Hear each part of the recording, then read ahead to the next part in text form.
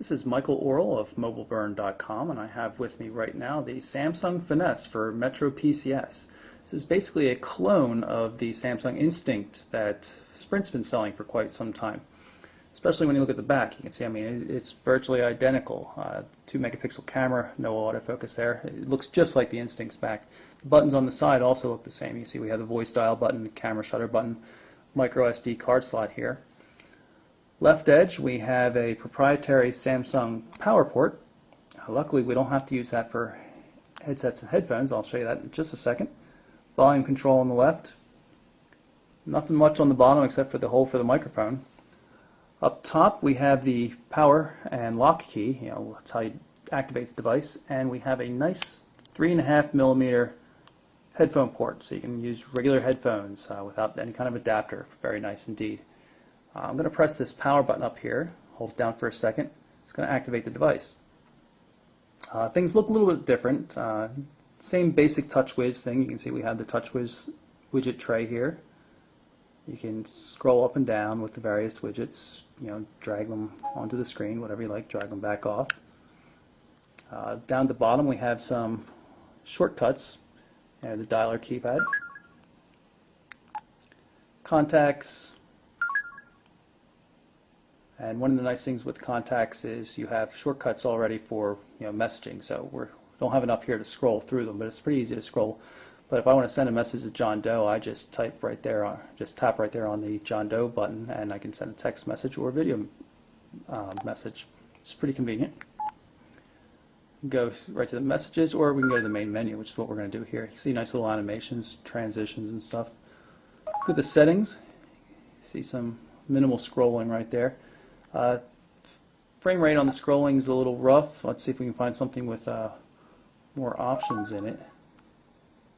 Yeah, it's not bad. At least it's tracking decently with the finger. It's a little, like I said, a little bit rough. And the haptic feedback, while it's there when you tap, it's not quite in sync the way you see it in the impression, which really vibrates a little bit each time one item comes on or off the screen. You see we can move through the menus pretty quickly using these tabs up at the top. Of course, we can always go back to the main menu and hit things.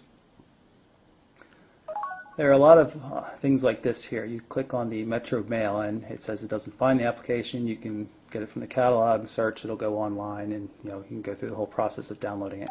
I find that kind of annoying considering it's hardwired into the main menu. I don't want things that are basically useless to me in the main menu like that. Same thing goes with the Metro Navigator. So you can get all those applications through the catalog, and there's a lot of things in this, ringtones and other things like that there, but I'm more impressed with actual applications that are pre-installed.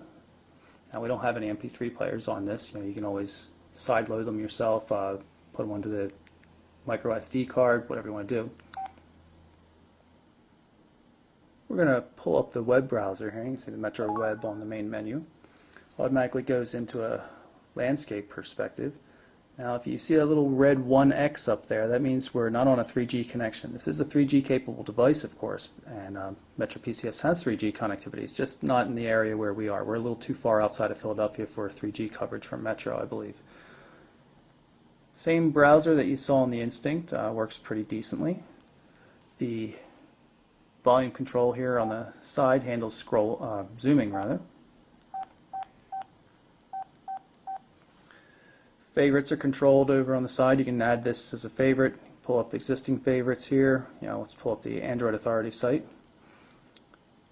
Won't be too slow. It's a pretty light site compared to Mobile Burn, which I normally would pull up, but we don't want to tax the device on the 1X connection.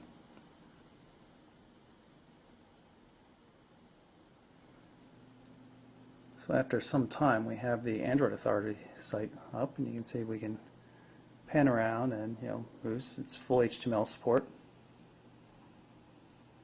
Use the zooming control and the volume.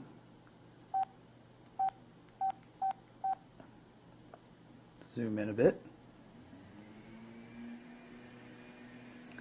If we hit this button here, you get full screen mode, and you can see this little indicator down here is how we get back. Tap on that and all the controls along the top and bottom come back. You can add a bookmark just by tapping on this, and here's the browser settings. You can change your home page, which search URL, all that kind of stuff.